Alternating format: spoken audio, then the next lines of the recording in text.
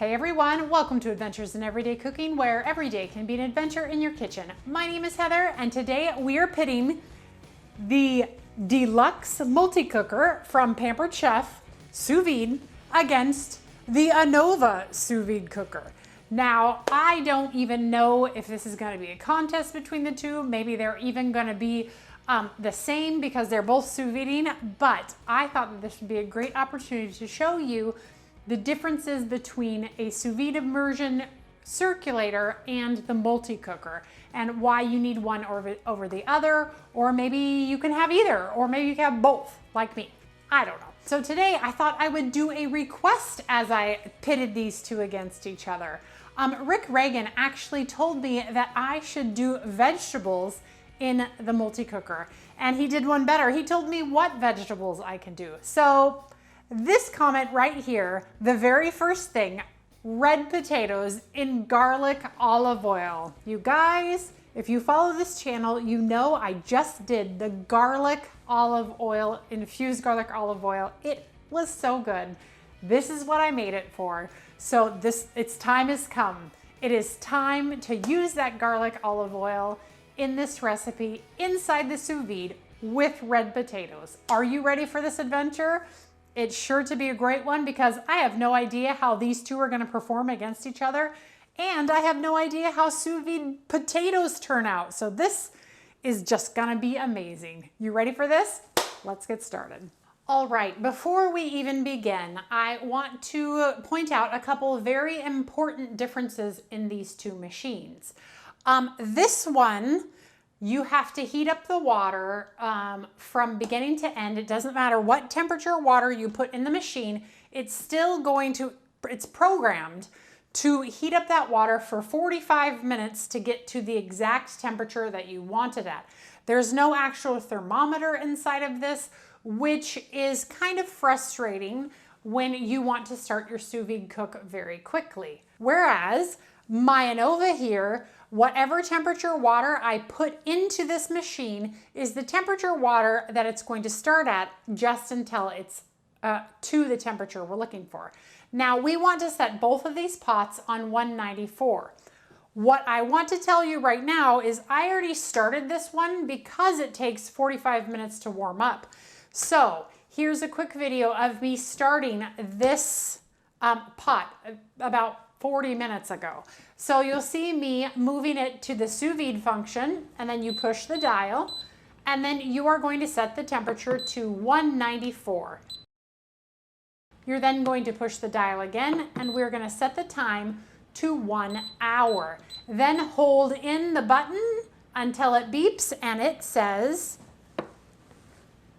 run. As soon as it comes to temperature, it will beep again and it will say add. And then we're gonna push it again to start our time. Okay, so let's go ahead and get this guy up to temperature. We're gonna set it to 194, go.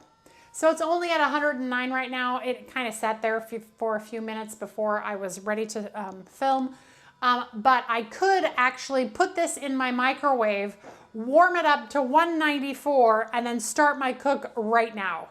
So that's the difference. I have been known to make my kettle water, put it in there, and then start my cook right away. So I'm just saying there's a plus for the Anova and not so plus for this. But that being said, if you're not used to the sous vide stuff, it's not even an issue. But those of us who are, it's kind of an issue. I really wish that they would have put a thermometer inside so that my 140 water that comes out of my tap will start at 140 and not have to wait that 45 minutes until it's at the cook. Okay, I sound like a broken record. So the first thing we want to do is get our potatoes cut into chunks, bite-sized chunks. A plus for the Pampered Chef sous vide function is it doesn't make that whine. So I'm sure you can hear in my microphone the high-pitched whine. That is actually from the immersion circulator. So if you are sensitive to high-pitched noises, definitely the multi-cooker is a benefit. That is a plus for that. Okay, I'm gonna go ahead and give this a wash. All right, so the next thing we're gonna do is we're gonna dry off these potatoes a little bit. And I usually only dry them when I'm going to roast them. So I'm not sure that I actually need to dry them for this recipe, but I'm just doing what I normally do. As you may or may not know, I'm pretty normal. Well, depends on who you ask. But I'm an everyday chef. I'm not anybody, you know, I'm privileged that you're all, whoa, man down. As I was saying, I'm privileged that you are spending your time with me and you are learning as I learn and we're having fun and adventuring together. Okay, there we go. So now we're gonna split these up into 2 different bags. You can use, I'm using food sealer bags. You can definitely use Ziploc bags. In fact, I may end up moving to Ziploc bags if I can't get all my potatoes to fit in here. But I think that I can get, because I'm going to do it in 2 separate ones, so I think we should be okay.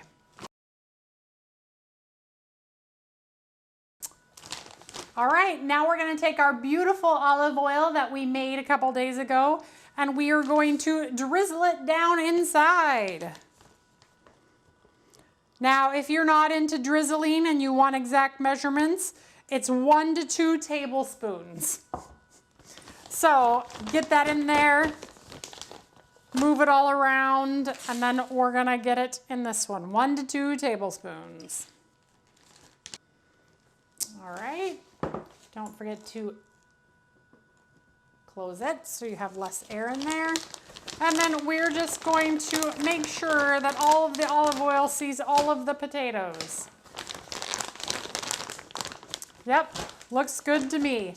Now we are going to add chives. So I am gonna add about 2 tablespoons of chives to my bag. Perfect. Now we're gonna add some salt and some pepper. How much salt and pepper? Yes. It's potatoes. You can't really oversalt potatoes. I mean, I guess you can, but it's probably about half of a teaspoon ish per bag to start with, and then you can always adjust it later. And then we're gonna also do that with pepper, and that's gonna be more like 1/4 of a teaspoon.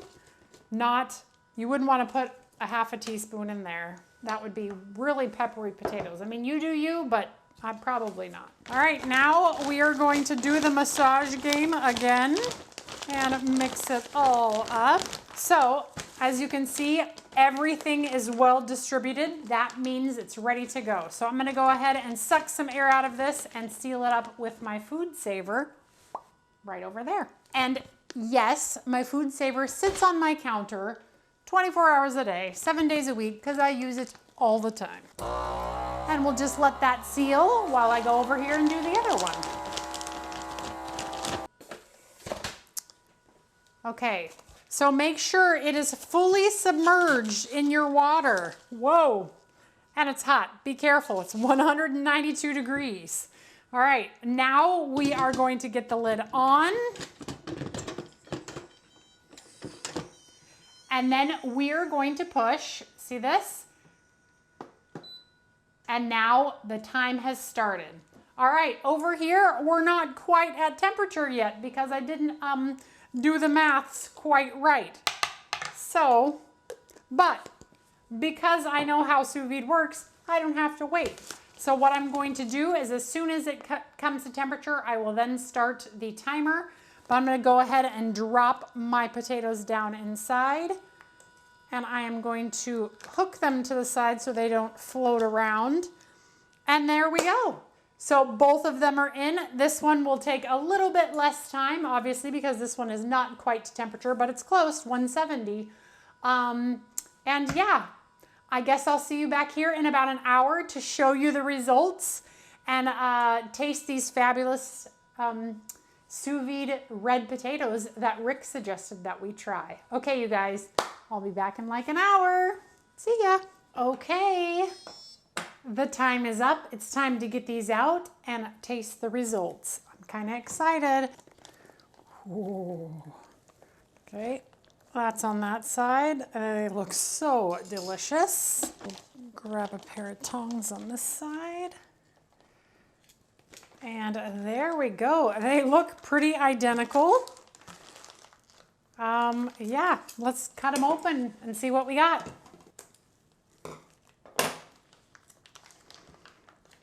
Ooh, smells delicious. Looks delicious.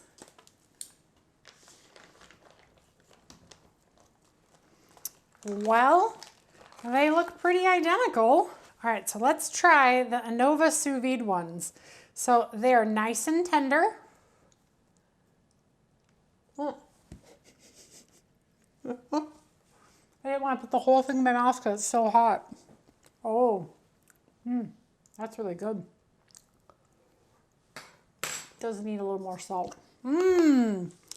That's good. That's a cool way to make potatoes in your sous vide. Nice and tender, not overcooked. Really good.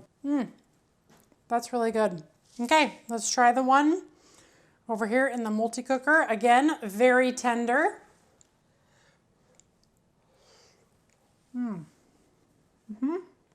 Again, very hot, but very tender and delicious. Wow. That, I mean, as far as pitting them against each other, they're identical. There is nothing about these ones that is different than this one.